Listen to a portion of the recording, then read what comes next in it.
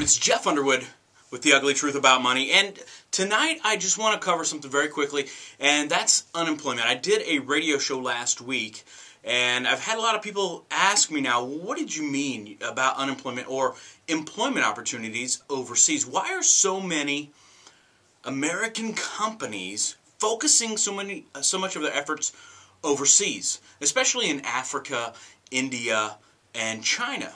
Companies like Caterpillar, I talked about, UPS, both of those companies are growing faster as far as hiring overseas than they are here in the United States.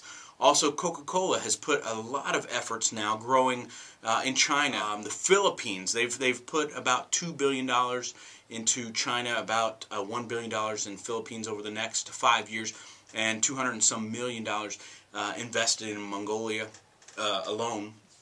And here's why.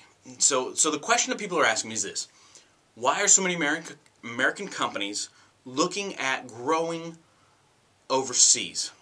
So let me break it down for you and tell you why they are looking at growth over in those other places, overseas. And here's why. It's estimated that about 1 billion people, that's a billion with a B, 1 billion people between China, India, and Africa that will be moving up into what would be considered a middle-class income range in those areas.